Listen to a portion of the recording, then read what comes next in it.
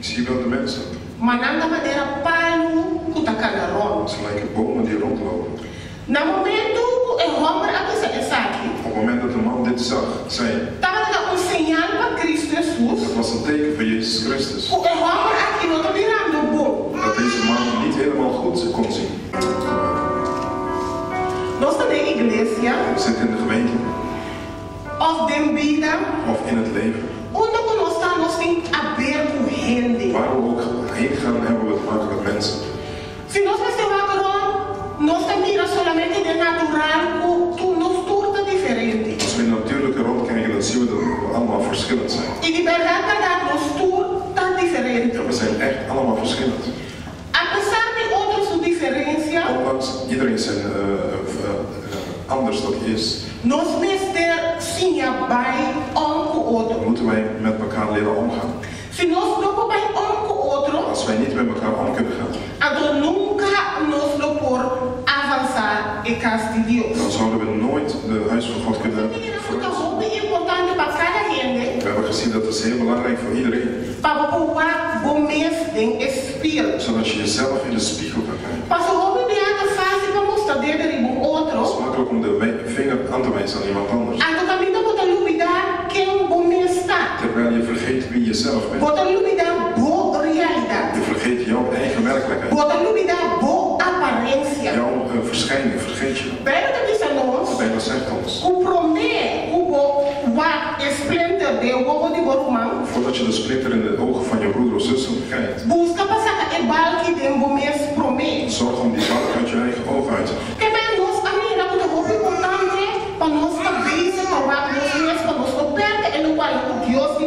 We hebben gezien dat het heel belangrijk is dat we met ons eigen bezig moeten zijn, zodat we niet verloren hetgene wat God voor ons heeft. Als we kijken naar het bron van het probleem.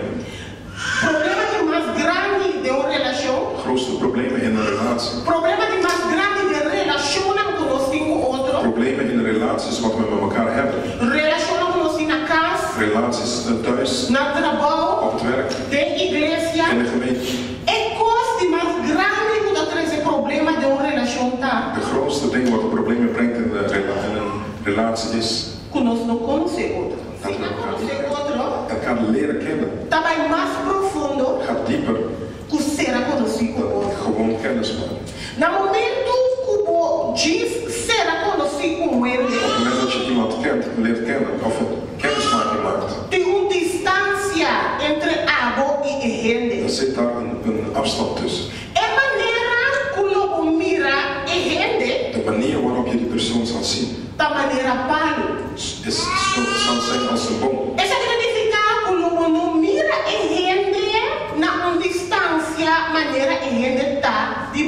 Dus je zult die persoon niet op een afstand zien zoals hij echt is. Want op een afstand ken je die persoon niet. Je zult die persoon als een boom zien. Het woord van God laat ons zien eenheid. In geen enkele relatie kan geen eenheid zijn als de mensen elkaar niet kennen. De Bijbel zegt ons. Op het moment dat iemand in een huwelijke relatie ingaat, dat ze afstand zullen nemen van hun moeder en vader. En dat zij samen één zullen worden.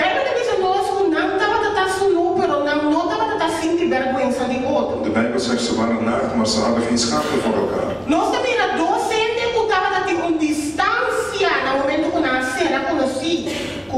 Twee mensen op het moment dat ze kennismaking hebben gedaan, ze hadden een afstand tussen.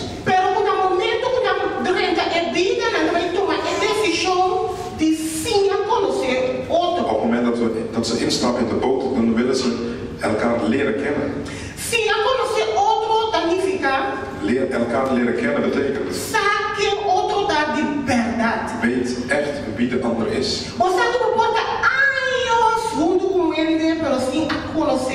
Weet je dat je jarenlang samen met iemand kan zijn zonder die persoon te hebben leren kennen?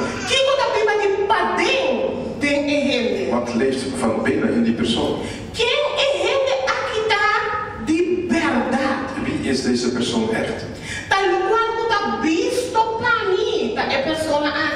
hetgene wat zichtbaar voor mij is dat de persoon. Of tem algo mais allá de a persona. Of zit er iets diepers in die persoon?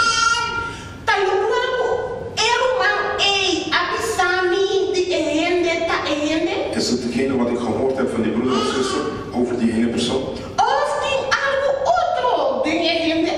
Of is er iets anders in deze persoon?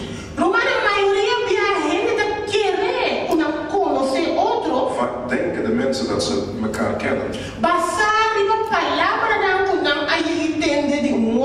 Op basis van woorden wat ze van een ander gehoord hebben.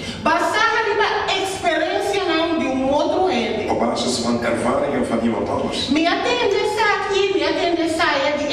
Ik heb dit en dat gehoord van die persoon. Ze hebben me dit en dat verteld over die persoon.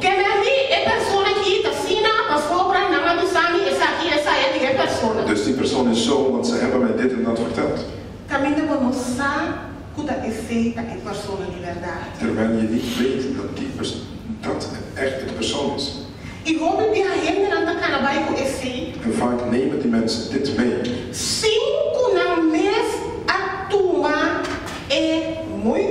Zonder dat ze zelf die moeite hebben. Om de echte persoon te leren kennen. De persoon van binnen.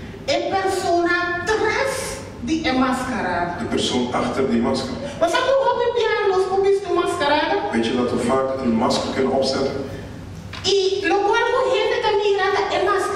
Hetgene wat de mensen zien is die masker. Misschien dat die masker een grote persoon is. Iemand met een grote mond. Maar achter die masker ligt een klein hart. Achter die masker ligt een verbroken hart. Achter die masker zit een vermoeid hart.